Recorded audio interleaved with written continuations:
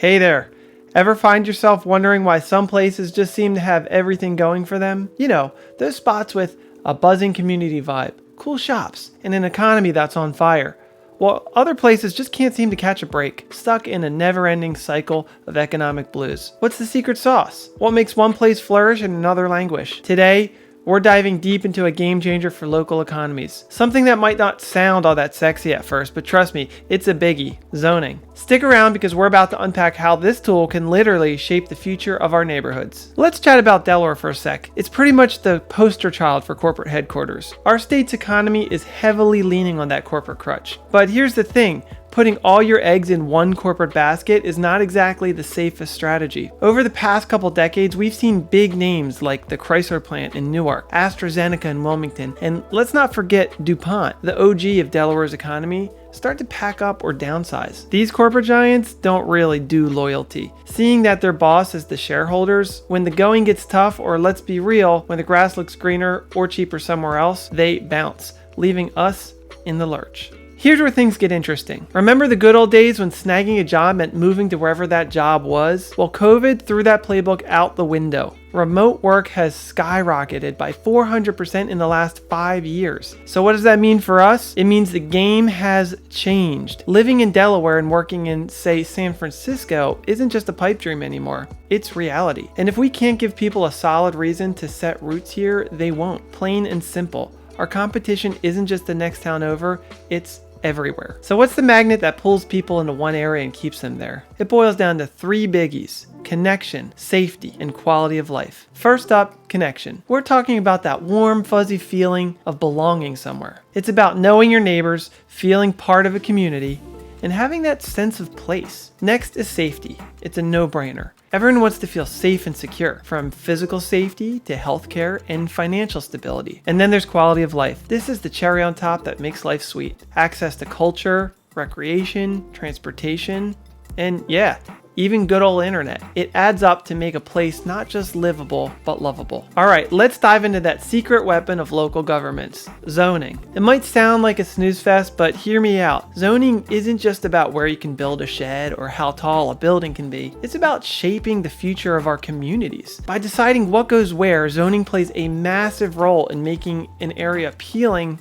or not. It's like the blueprint for our neighborhoods, dictating everything from the vibe of our streets to the mix of homes and businesses. And when done right, zoning can be that magic wand that transforms neighborhoods into places that people actually want to be. Now let's get into that nitty-gritty of creating connections. You might be thinking density equals crowded, right? But density is actually our best friend in urban planning. Picture this. Instead of sprawling cookie-cutter subdivisions where everyone's in their own bubble, we focus on bringing people together. Why? Because when we're physically closer, our community feels tighter.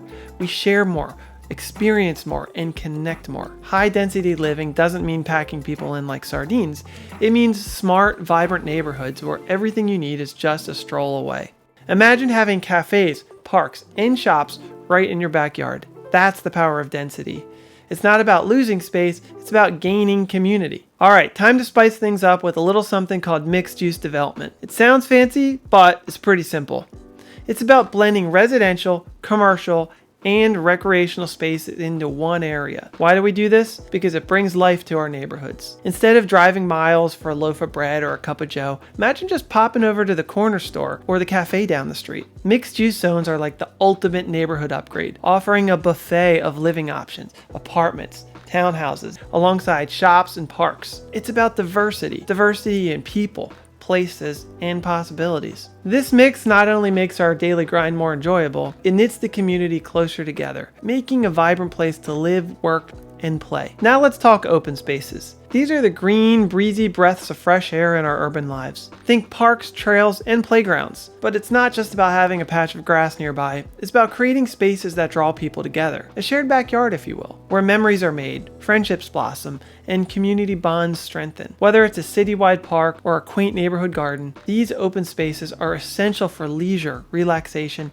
and that all-important connection to nature. They're the places where kids learn to ride bikes, where weekend picnics happen, and where the hustle and bustle of city life gives way to laughter and tranquility. Open spaces are not just nice to haves, they are must-haves for a thriving community. Wrapping up, let's brainstorm how we can make all this magic happen sustainably. We're talking about zoning smarter, not harder. First off, we need to encourage denser mixed-use development that checks all our boxes for a lively, connected community. How do we do that? Through incentives for developers to go the extra mile in creating spaces that people love. We're talking about preserving these precious open spaces by integrating them into our urban fabric, making them more accessible and enjoyable for everyone. And let's not forget about carrots and sticks, rewarding developments that enhance community vibes while steering clear of those that don't. It's all about using the tools we have, zoning laws, incentives, and a little bit of imagination to craft neighborhoods that aren't just places to live, but places where life happens. And there you have it, folks. From the gritty details of zoning to the dreamy visions of mixed-use communities and lush open spaces, we've journeyed through the blueprint of building vibrant, connected, and sustainable neighborhoods. It's clear that the places we adore,